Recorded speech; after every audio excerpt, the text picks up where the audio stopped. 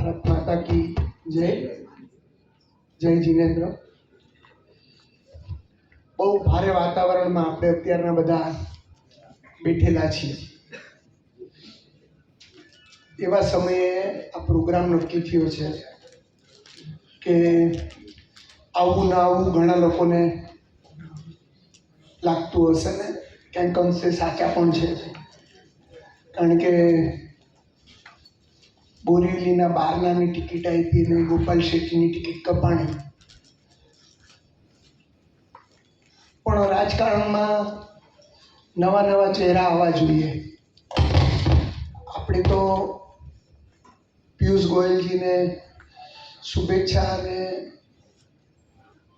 વધાવી જ લેવા જોઈએ, કારણ કે એ નરેન્દ્ર મોદી સાહેબના ખાસ પ્રતિનિધિ છે.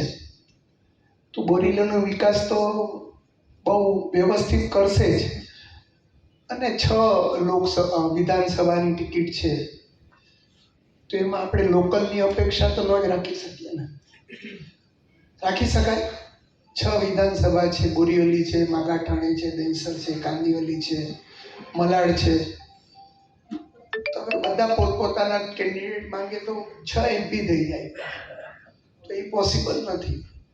એટલે આપણે એમને તો વધાવી જ લેવા જોઈએ, કારણ કે દિલ્હીનું અને ભારતના કોમર્સ મિનિસ્ટ્રી અને રેલવે મિનિસ્ટરને એટલા મોટા વ્યક્તિ આપણને આપ્યા છે.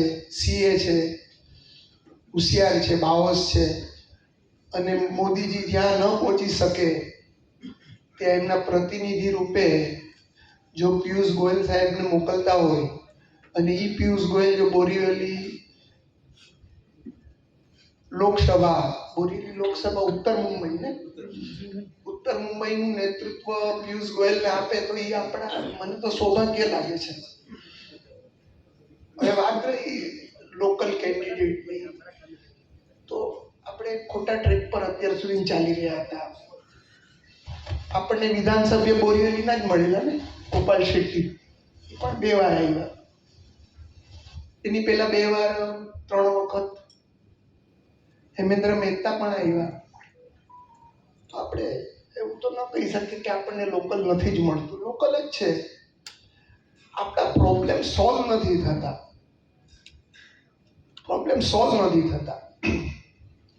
ટ્રાફિકનો પ્રોબ્લેમ છે. મેં આજથી 14 વર્ષ પહેલા પ્રેક્ટિકલ રિસર્ચ કરેલું. એક બાઇકને મેં ભરેલી ટાંકી સાથે રાખેલું. સવારના 6 વાગે એ બાઇક સિમ્પોલી રોડથી ચંદાવરકર લેન પહોંચ્યું ખાલી 1.5 મિનિટમાં.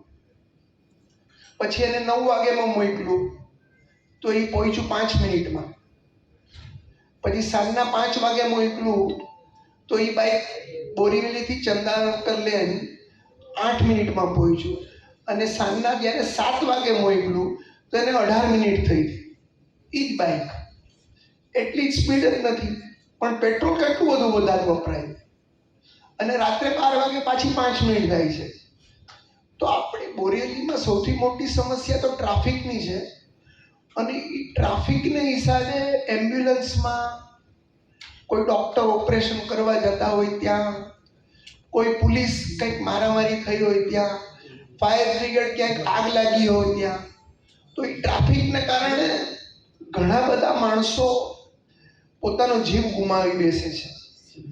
વાત આપણે આપણી બોરીવલીની સમસ્યા છે એની કરવી જોઈએ. હવે આખી વાત જ ખોટા ટ્રેક પર ચાલી ગઈ છે. બહુ ઓછા માણસો આવ્યા છે, બધાને ડર છે. પણ હકીકતમાં તો હું આવ્યો છું. બોરીવલીની સમસ્યા શું છે, કેવી રીતના સોલ્વ થઈ શકે એના માટે હું ભરતભાઈ આવ્યો છું. આપણે બોરીવલીમાં કોણ કેન્ડિડેટ છે ને કોણ નથી. સુનિલ રાણે પણ બોરીવલીમાં રહેવા આવી ગયા, તો બોરીવલીના જ કેન્ડિડેટ છે. બોરીવલી વેચાઈ ગયું 3 ભાગમાં.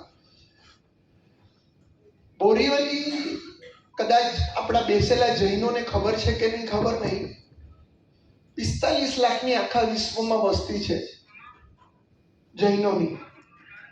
એમાં 14 લાખ જૈનો મુંબઈમાં વસે છે. હિમેશભાઈ, અને એમાં સૌથી વધારે જો જૈનો વસતા હોય તો એ બોરીવલી વિધાનસભામાં વસે છે.